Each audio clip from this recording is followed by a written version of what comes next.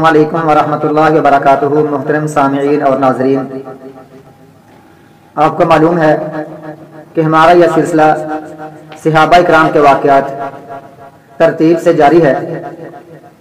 آج ہم بات کریں گے ایک عظیم صحابی عبداللہ بن جحش رضی اللہ تعالی عنہ۔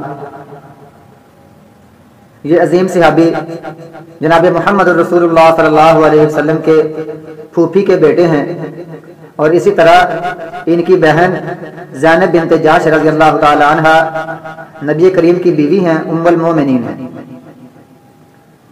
یہ سابقین اولین میں سے ہے، یہ پہلے اسلام قبول کرنے والوں میں سے ہیں۔ جب حبشہ کی طرف حکم ہوا کہ ہجرت کر کے جائیں تو اس قافلے میں بھی عبداللہ بن جحش شامل تھے۔ انہوں نے حبشہ کی طرف ہجرت کی، اور اس کے بعد جب ہجرت ہوئی مدینہ کی طرف تو پھر بھی سب سے آگے عبداللہ بن جحش تھے، جو کہ پہلے ہی سابقین میں سے تھے۔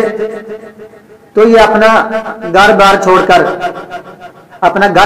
اپنے بیوی بچوں کو، اپنے خاندان والوں کو، اپنی بہنوں کو، پورے خاندان کو، قبیلے کو، کیونکہ ان کا سارا قبیلہ بہت سارے لوگ ان کے مسلمان ہو چکے تھے، تو یہ سب کو لے کر مدینہ کی طرف ہجرت کر کے جاتے ہیں۔ مدینہ منورہ پہنچتے ہیں تو پیچھے سے ابو جہل اور عتبہ، یہ جو کفار ہیں، ابو جہل اور عتبہ، یہ مکہ کے مختلف گلیوں میں چکر لگاتے ہیں اور دیکھتے ہیں کہ کن لوگوں نے مکہ چھوڑ دیا ہے، یہ لوگ ان کے گھروں پر قبضہ کرتے ہیں۔ تو عبداللہ بن جحش کا گھر، ان کے خاندان والوں کا گھر، یہ گھر ویران ہو چکے تھے، ان میں کوئی بسنے والا نہیں تھا، ان میں ہو کا عالم تھا، ایسے جیسے کوئی یہاں کوئی بسا ہی نہیں ہے، یہاں گرد و غبار اڑ رہی ہے، اور عجیب گھر کا منظر ہے۔ ابو جہل کہتا ہے کہ دیکھیں یہ کیسے لوگ ہیں، اپنا گھر چھوڑ کر بھاگ گئے ہیں۔ عجیب بات ہے کہ ان کو گھروں سے محبت نہیں ہے، گھروں کی ان کو پرواہ نہیں ہے، یہ گھروں کو چھوڑ کر چلے گئے ہیں۔ تو عبداللہ بن جحش کا گھر بڑا خوبصورت ہے، اس گھر پر ابو جہل قبضہ کر لیتا ہے، اور کچھ گھروں پر عتبہ قبضہ کر لیتا ہے۔ جب یہ بات عبداللہ بن جحش کو مدینہ منورہ پہنچتی ہے کہ میرے گھر پر ابو جہل نے قبضہ کر لیا ہے، تو بڑے پریشان ہیں کہ کیا ہوا کہ میرا اتنا اچھا گھر تھا، میں نے محنت کی تھی، میں نے بنایا تھا، آج وہ ابو جہل کے قبضے میں ہے، ایک کافر کے قبضے میں ہے۔ تو اللہ کے نبی کے پاس آتے ہیں، کہتے ہیں اللہ کے نبی مجھے یہ پیغام ملا، مجھے اطلاع ملی ہے کہ میرے گھر پر ابو جہل نے قبضہ کر لیا ہے۔ تو جناب رسول اللہ صلی اللہ علیہ وسلم ان کی پریشانی کو دیکھتے ہیں، کہتے ہیں اے عبداللہ بن جحش، کیا تم یہ پسند نہیں کرتے اللہ تعالیٰ تمہارا گھر جنت میں بنا دے؟ عبداللہ کہتے ہیں یا اللہ کے نبی میں تو پسند کرتا ہوں کہ میرا گھر جنت میں بن جائے۔ تو آپ فرماتے ہیں عبداللہ تیرا گھر اللہ تعالیٰ نے جنت میں بنا دیا ہے۔ تو پھر وہ خوش ہو جاتے ہیں، وہ کہتے ہیں الحمدللہ، اللہ نے میرے اس گھر کے بدلے جس پر کفار نے قبضہ کیا، ابو جہل نے قبضہ کیا، اللہ تعالیٰ نے میرا گھر جنت میں بنا دیا ہے۔ کتنے یہ عظیم صحابی ہیں، وقت گزرتا رہتا ہے۔ تو ایک دفعہ رسول اللہ صلی اللہ علیہ وسلم نے فرمایا کہ میں نے ایک قافلہ بھیجنا ہے، اور اس قافلے میں میں اس بندے کو امیر بناؤں گا جو بندہ بھوک اور پیاس کو خوب برداشت کرنے والا ہے، جو بڑا صبر کرنے والا ہے، بڑا صابر شاکر ہے، میں اس کو جھنڈا دوں گا اور اس کو امیر المومنین بناؤں گا۔ تو عبداللہ بن جحش یہ وہ عظیم صحابی ہیں جس کے ہاتھ میں سب سے پہلے اسلام کا جھنڈا، اسلام کا پھریرا، اسلام کا علم، اسلام کا جھنڈا پکڑا گیا اور ان کو پکڑایا گیا، اور ان کو امیر المومنین کا لقب عطا کیا گیا۔ یہ سب سے پہلے امیر المومنین عبداللہ بن جحش ہیں۔ تو 8 بندوں کا 8 صحابہ کا قافلہ ہے، ساتھ میں نبی وقاص بھی ہیں رضی اللہ تعالی عنہ۔ تو وہ چلتے ہیں، اللہ کے نبی نے ان کو جاتے ہوئے ایک خط دیا، فرمایا عبداللہ یہ خط ساتھ لے جاؤ، 2 دن سفر کرنے کے بعد تم نے یہ خط کھولنا ہے۔ یہ 8 صحابہ کرام جن کے امیر المومنین، جن کے امیر عبداللہ بن جحش رضی اللہ تعالی عنہ، ان کی امارت میں یہ لوگ سارے جا رہے ہیں، 2 دن سفر کرتے ہیں۔ سفر کرنے کے بعد 2 دن کے بعد وہ خط کھول کر پڑھتے ہیں تو پیارے نبی نے وہاں لکھا تھا یا لکھوایا تھا، فرمایا تھا کہ جب تم میرا خط پڑھو، کھول کر دیکھو تو آگے چلتے جانا۔ تو مکہ مکرمہ کے پاس وادی نخلہ میں، نخلستان میں تم نے وہاں ٹھہرنا ہے، اور وہاں پورے قریشیوں کے ان پر نگاہ رکھنی ہے کہ ان کا پروگرام کیا ہے، وہ کیسے منصوبے کر رہے ہیں، ان کی نقل و حرکت پر تم نے نظر رکھنی ہے۔ تو عبداللہ بن جحش نے اپنے ساتھیوں سے کہہ دیا کہ اس موقع پر جو واپس جانا چاہتا ہے چلا جائے، جو بندہ موت پر بیعت کرتا ہے یا جو بندہ میرا ساتھ دینا چاہتا ہے وہ میرا ساتھ دے، جس کا دل کرتا ہے واپس چلا جائے، کہ اس پر کوئی پابندی نہیں ہے۔ तो सब साथियों ने कहा कि हम आपके हर हुक्म की इताअत करेंगे, हम अपने नबी के हर हुक्म की इताअत करेंगे, हम पीछे नहीं हटेंगे। तो अब्दुल्ला बिन जाश ने कहा सारे 8 के 8 बंदे मुख्तलिफ इलाकों में फैल जाओ और कुफार की मुशरिकीन मक्का की नकलो हरकत पर निगाह रखो, इनकी रैकी करो, इनकी जासूसी करो।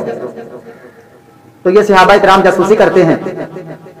तो उन्हीं दिनों वहां जासूसी करते हुए एक काफिला कुफार का कहीं बाहर के इलाके से मक्का की तरफ आ रहा है। तो अब ये सहाबा कराम सोचते हैं कि अगर हमने इनको यहाँ कत्ल ना किया, इनको गिरफ्तार ना किया, इनके माल पर कब्जा ना किया, इनके ऊंट ना छीने, तो कल तक ये मक्का मुकर्रमा में दाखिल हो जाएंगे, हदूद हरम में दाखिल हो जाएंगे, और हदूद हरम में लड़ना झगड़ना, किसी पर हमला करना, ये तो गुनाह है। और आज वैसे भी हुर्मत वाला महीना है, इज्जत वाला महीना है, और इस महीने में भी किसी पर हमला करना ममनू है। इज्जत वाला महीना है, हमला करना मना है। अगर हम इस दिन इन पर हमला करेंगे तो हमें गुनाह होगा। इज्जत वाला महीना है, हुर्मत वाला महीना है। अगर हम काल तक लेट करते हैं, काल तक ये मक्का में दाखिल हो जाएंगे, हदूद हरम में दाखिल हो जाएंगे, वहां फिर मना है, तो हमारा ये काफिला हमारे काबू नहीं आएगा। उन्होंने फिर मशवरा किया, उन्होंने मशवरा करके हमला कर दिया। हमला करके एक बंदे को कत्ल कर दिया, 2 को गिरफ्तार कर लिया और एक बंदा भाग गया, और उनके सामान पर भी कब्जा कर लिया, ऊंट भी उनसे छीन लिए। तो ये लोग उनका ऊंट लेकर, उनका सामान लेकर बड़ी खुशी खुशी मदीना मुनव्वरा पहुंचते हैं और रसूलुल्लाह सल्लल्लाहु अलैहि वसल्लम को पूरे वाक़या की खबर देते हैं। तो अल्लाह के नबी उनसे सख्त नाराज होते हैं, कहते हैं मैंने तुमको ये हुक्म नहीं दिया था, मैंने तुमसे को हुक्म दिया था जासूसी करने का, रैकी करने का, उनका प्रोग्राम चेक करने का, लेकिन तुमने हमला क्यों किया है। उधर ये बात मक्का मुकर्रमा में कुफार के अंदर मशहूर हो चुकी थी कि नबी सल्लल्लाहु अलैहि वसल्लम ने अपने साथियों को हुर्मत वाले महीनों की इज्जत को पमाल करने का हुक्म दिया। उन्होंने इजाजत दे दी कि हुर्मत वाले महीनों में भी कब्जा कर लिया करो, हमला कर दिया करो, जंग कर दिया करो। उन्होंने बड़ा प्रोपेगेंडा किया कि मदीना मुनव्वरा वालों ने, मुसलमान अपने आप को दीन पर अमल करने वाला समझते हैं, अपने नबी को मानने वाला समझते हैं, और इनका नबी और ये खुद लोग सारे इज्जत वाले महीनों की, हुर्मत वाले महीनों की पमाली करते हैं। प्रोपेगेंडा अपनी जगह पर, और अल्लाह के नबी का जो आप नाराज हुए अब्दुल्ला बिन जाहिश से, सहाबा किराम से, इनसे, तो ये इनके लिए बड़ी परेशानी है, नाराज हैं, परेशान हैं कि क्या बना, हमने ये गलती कोताही की है। तो मदीना मुनव्वरा में ऐसे हालात होते हैं, कोई भी सहाबी मदीना मुनव्वरा वाला अब्दुल्ला बिन जाहिश से, इनके साथियों से बात नहीं करता। अगर कहीं आमना सामना होता है मदीना में, तो वो मुंह फेर कर चले जाते हैं सहाबा किराम, और आपस में कहते हैं ये वो बंदे हैं, ये देखो ये वो बंदे ने अल्लाह के नबी की नाफरमानी की थी, अल्लाह के नबी के इन्होंने बात को, हुक्म को नहीं माना, अल्लाह के नबी के नाफरमान है, उनसे कोई बात नहीं करता था। और उनके लिए बहुत बड़ी परेशानी वाली बात थी कि मदीना में कोई बंदा भी हमसे बात नहीं करता, हमने नाफरमानी किया, हमने अल्लाह के नबी की बात नहीं मानी है। तो चंद दिन ऐसे ही गुजरते हैं, प्रोपेगेंडा भी जारी है।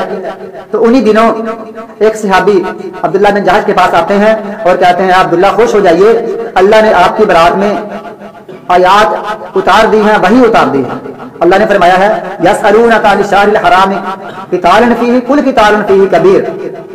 ये लोग सवाल करते हैं इज्जत वाले महीने में लड़ने के बारे में, ये मक्का वाले, इनसे फरमा दीजिए हाँ इनमें क़िताल करना बहुत बड़ा गुनाह है, लेकिन जो तुम काम करते हो, लोगों को मस्जिद हराम से रोकते हो, लोगों को अल्लाह के रास्ते से रोकते हो, और ये सारे काम इससे बढ़कर गुनाह है।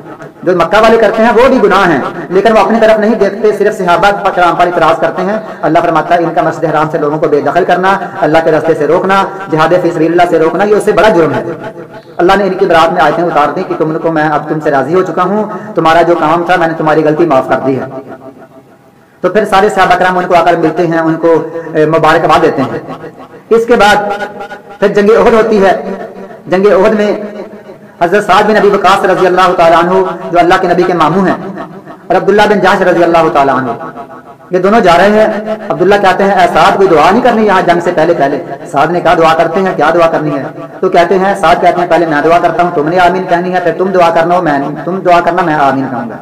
हज़रत साद पहले दुआ करते हैं। साद इब्न अबी वक़ास हाथ उठाते हैं, दुआ करते हैं, कहते हैं या अल्लाह मेरा दिल करता है कि मेरे मुकाबले में एक कड़िया जवान आए, एक ताकतवर बहादुर बंदा आए काफिर कुफार का, और वो मुझ पर हमला करे, मैं उस पर हमला करूं, हमारी लड़ाई होती रहे, और ऐसा मौका आए कि मैं उस पर गालिब आ जाऊं, उसको कत्ल कर दूं। तो अब्दुल्ला बिन जाहिश आमीन कहते हैं, और फिर अब्दुल्ला कहते हैं मैं दुआ करता हूं, तुमने आमीन कहनी है। फिर अब्दुल्ला बिन जाहिश दुआ करते हैं। कितने अजीम सहाबी हैं, अल्लाह के नबी के फूफी के बेटे हैं, और ये अल्लाह के नबी इनके बहनोई हैं। फिर ये दुआ करते हैं, कैसी अजीम दुआ है। कहते हैं या अल्लाह मैं तुझसे दुआ करता हूं कि मेरे मुकाबले में एक कड़ियल जवान आए, एक बहादुर जवान आए कुफार का, वो खूब तलवार चलाने का माहिर हो, وہ مجھ پر حملہ کرے میں اس پر حملہ کروں، وہ مجھ پر حملہ کرے میں اس پر حملہ کروں، لڑتا لڑتا ایک ایسا وقت آ جائے کہ وہ مجھ پر حملہ کر کے مجھ کو قتل کر دے، مجھ کو شہید کر دے، شہید کرنے کے بعد میرا ناک بھی کاٹ دے، میرے کان بھی کاٹ دے، اور میں جب شہید ہو جاؤں کل قیامت کو میں تیرے سامنے کھڑا ہو جاؤں تو میرے ناک کان کٹے ہوں، اللہ کہے کہ عبداللہ تیرے ناک اور تیرے کان کیوں کاٹے گئے تھے، تو میں کہوں یا اللہ تیری رضا مندی کے لیے، تیری جنت کے لیے، تجھ کو خوش کرنے کے لیے، تیری رضا کے لیے میں نے تیرے لیے اپنے ناک کان کٹوائے، اپنی جان کو پیش کر دیا تھا۔ انہوں نے دعا کی تو ساتھ کہتے ہیں میں نے آمین کہہ دی۔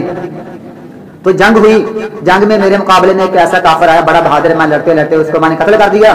پھر اس کے بعد جب جنگ ختم ہوتی ہے، جب جنگ ختم ہوتی ہے تو ہمیں عبداللہ بن جہش نظر نہیں آتے، ہم شہداء میں دیکھتے ہیں، ان کو دیکھتے ہیں کہ وہ کہاں ہیں، تو ایک جگہ پر ایک درخت ہے، اس کے درخت کے ساتھ اس کی ٹہنیوں کے ساتھ نیچے ایک بندہ پڑا ہے، عبداللہ بن جہش پڑے ہیں، اور اس کے ناک اور کان کاٹ کر کسی کافر نے وہاں درخت کے ساتھ لٹکائے ہوئے ہیں۔ تو میں نے سمجھا کہ یہ جو صحابی ہیں عبداللہ بن جہش ہیں، بڑے عظیم بندے تھے، ان کی دعا قبول ہوئی، یہ مجھ سے افضل تھے، ان کی دعا مجھ سے بہتر تھی۔ میں نے تو غلبہ پانے کے لیے اپنی دعا کی تھی، انہوں نے خود شہید ہونے کے لیے دعا کی تھی، ان کی دعا قبول ہوئی۔ کل قیامت کو اللہ تعالیٰ کے سامنے یہ اعلان کریں گے یا اللہ میں نے ناک کٹوایا تیرے لیے، میں نے اپنے کان کٹوائے تیرے لیے، تیری رضا کے لیے، تیری جنت کو پانے کے لیے۔ یہ وہ عظیم صحابی ہے اللہ تعالیٰ۔ پھر اس کے بعد رسول اللہ صلی اللہ علیہ وسلم نے فرمایا عبداللہ بن جہش کو اور میرے چچا حضرت حمزہ کو، ایک طرف پھپھو کا بیٹا ہے اور دوسری طرف حضرت حمزہ اللہ کے نبی کے چچے ہیں، اللہ کے نبی نے فرمایا ان دونوں کو، میرے دونوں خاندان والوں کو، میرے قریبیوں کو، ان دونوں کو ایک قبر میں دفنا دیا جائے۔ تو ان دونوں کو ایک قبر میں دفنا دیا گیا۔ رسول اللہ صلی اللہ علیہ وسلم ان سے اس وقت بھی راضی تھے جب یہ زندہ تھے، اللہ کے نبی اس وقت بھی راضی تھے جب یہ شہید ہو چکے تھے، اور اللہ کے نبی جناب محمد رسول اللہ ان سے راضی ہیں، اور یہ اللہ کے نبی سے بھی راضی ہیں، اللہ تعالیٰ سے بھی راضی ہیں، رضوان اللہ علیہم اجمعین۔ اللہ تعالیٰ ان سب پر راضی، اللہ ان پر اپنی رحمتیں کرے، اپنی ان کی قبروں کو روشن کرے، ان کی قبروں کو منور کرے، اور ہم کو ان کے نقش قدم پر چلنے کی توفیق عطا فرمائے۔ وآخر دعوانا ان الحمد للہ رب العالمین، والسلام علیکم۔